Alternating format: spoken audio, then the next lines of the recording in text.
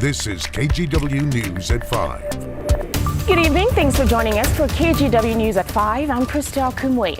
New tonight, opponents of Measure 114 filed a federal lawsuit, the first challenge of its kind in Oregon, urging a judge to block the recently passed gun law. This just 3 weeks before it's set to go into effect. Alma McCarty had a chance to read through all the court documents, and Alma, a suit was expected by critics and supporters alike. That's exactly right. Even though Measure 114 passed, the lawsuit doesn't come as a surprise. The plaintiffs fighting the gun control measure, hoping a judge will declare it unconstitutional, while on the other hand, supporters believe that it will be upheld and move quickly through the courts. Since Election Day, gun sales in Oregon have soared, and sheriffs in some communities have voiced opposition to Measure 114, which narrowly passed with nearly 51% of the vote. The new gun law requires a 5-year permit, firearms training, and a federal background check to purchase a gun.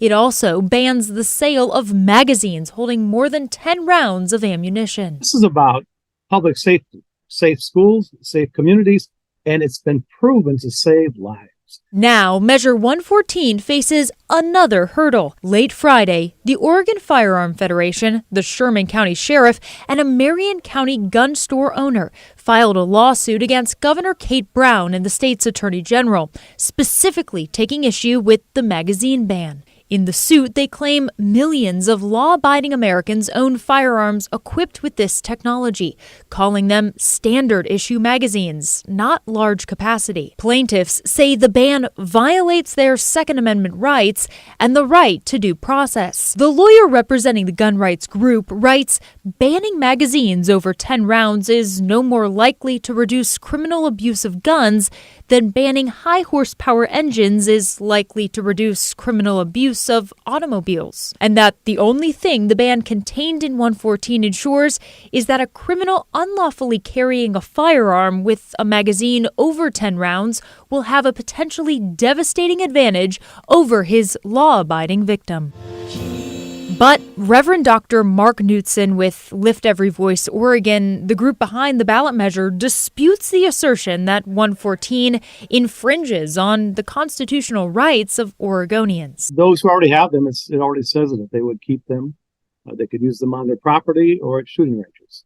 So nobody's taking away anybody's guns or their magazines. He said in drafting the measure, the Interfaith Coalition worked with gun owners, hunters, and law enforcement to make the law equitable, reasonable, and just. 51% may have passed this, but I could see 70% in a year and a half saying this makes all the sense in the world, and that number will grow over time because we will see a real difference.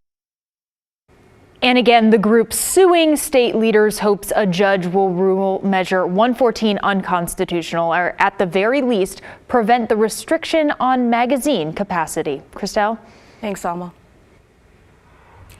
Just before 1 o'clock this morning, police shot and injured a suspect in Portland's Reed neighborhood. Police say they responded to a robbery call along Southeast Powell. The suspect got away in a car, but authorities put out a description of the vehicle. A few minutes later, a car matching that description was spotted along Southeast Steel Street. Police stopped that car, and from there, details are scarce. We know police shot and injured a suspect, but they also detained more people as part of their investigation. The person shot is getting treatment at a local hospital. A teenager was seriously hurt following a shooting in Northeast Portland last night. This was on Northeast 133rd Avenue and Cindy Boulevard around 5:15 on Friday. Portland police say the 15-year-old was shot multiple times and was taken to the hospital. No word yet on any arrests or suspects. Now to a drug bust in Portland's Old Town. Authorities say they seized thousands of fentanyl pills and made more than a dozen arrests after a major joint operation against alleged drug traffickers. This is video from Portland police of a 2-day mission they say took place Tuesday and Wednesday. Authorities say they seized thousands of fentanyl pills, $5 grand in cash, a gun, and a stolen car. They also made 14 arrests. Captain James Kruger says this mission helps restore a sense of safety and livability in Old Town. The Portland Police Bureau had help from Multnomah County Sheriff's Office and federal partners. We've been planning this for a few weeks, and we're trying to get back into the game of enforcement with our partners. This is not just something that we do as the Portland Police Bureau or even as Central Precinct. Everybody's short-staffed, so we lean and rely on our partners. Police say drug trafficking in the neighborhood has been linked to the recent uptick in violence. They say on top of this operation, the officers who have returned to patrol the entertainment district on weekend nights have also made a huge difference. A group called Oregon Moms for Addiction Recovery lined up for a rally along 82nd and Gleason in Portland today. The group does this every month to raise awareness about Oregon's addiction crisis. Many of the people here are parents who lost children because of addiction. You know, we got to do this for our kids. You know, this is Oregon Moms for Addiction Recovery, and I got my kid out here, you know, and if my kid has a substance use disorder, I don't want her waiting to get into treatment. We need to have on-demand treatment for our kids. We're losing too many kids to fentanyl right now, so that's the point we're trying to get across. We got to do it for our kids. Oregon Moms for Addiction Recovery says we can end the crisis by educating communities and policymakers, along with supporting families and their loved ones who suffer from addiction. Governor Gov Brown has tested positive for COVID. The governor made the announcement on Twitter a few hours ago, saying she's tested positive after visiting Vietnam. She was there for the Vietnam-U.S. Trade Forum. Now, Brown says she's now recovering at home. Some people in Coos Bay and the Bandon area woke up to some shaking on Friday. According to data from the USGS, they had a 4.5 magnitude quake. Now here's a look at where this happened. The epicenter was over 100 miles off the coast. It just happened before 8 o'clock Friday morning, and it did not trigger any tsunami warning. And as of right now, we have not heard any reports of damage. Oh, wow. Well, it's 4.5. It's not too. No, and it doesn't sound like there's a lot of reports of damage. And again, out in the Pacific, it's not uncommon to see some of those earthquakes out there. But our forecast to start this weekend, downright cold and chilly. I was out with my son earlier this morning, kind of walking around the neighborhood, playing a little football out in the front yard. And it was a little brisk out there with the winds picking up. Well, over there along the Central Oregon coast right now in Newport, we're looking at a temperature of 51 degrees and winds are pretty calm. The one location where you're still going to be seeing the winds the rest of your weekend will be throughout the Columbia River Gorge, although out there this evening we'll start to see the winds slowly taper off a little bit. But this is a pretty scene. As you can see, some wispy clouds above the city right now. Clear skies, temperature of 41, and our temperatures are going to be dropping very quickly as soon as that sun sets. Earlier this morning, we woke up to temperatures in the low to mid 20s. And there's a good chance we'll be seeing temperatures a little bit cooler than that in downtown Portland. You were well above freezing earlier this morning. Troutdale, you saw a temperature this morning of 36 degrees, and it was right around freezing up and down the Oregon coastline. Now, we still have some watches and warnings.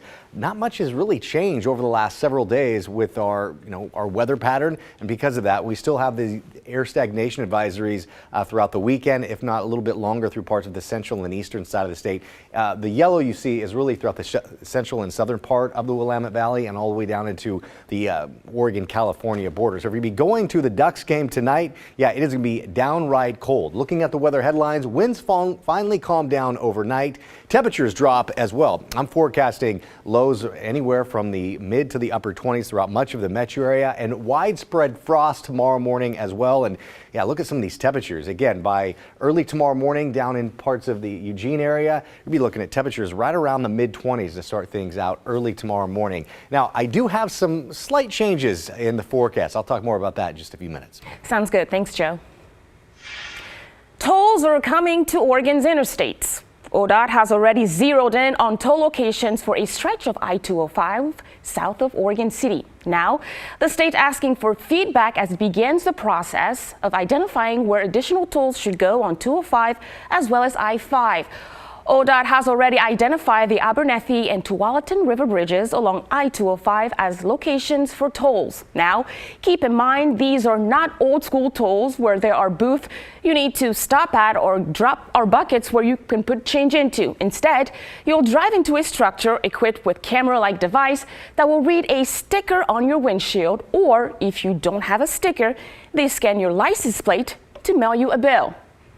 ODOT plans to follow a congestion pricing model, meaning it will cost more to drive during peak traffic periods, maybe $2, and it will cost less during less congested times, maybe 50 to 60 cents. Officials realize this might be expensive for some people, so rebates and discounts are available. We know that budgets are tough for a lot of folks right now, and we're committed to having a low-income toll program and to implementing tolling in a way that is fair and equitable for Oregonians. So there will be options for low-income travelers. Tolling on the Abernethy and Tualatin River bridges is set to start in late 2024. ODOT is now beginning its work to identify other tolling locations. If you'd like to weigh in, ODOT wants to hear from you. We've got a link to the public comment area on our website at kgw.com.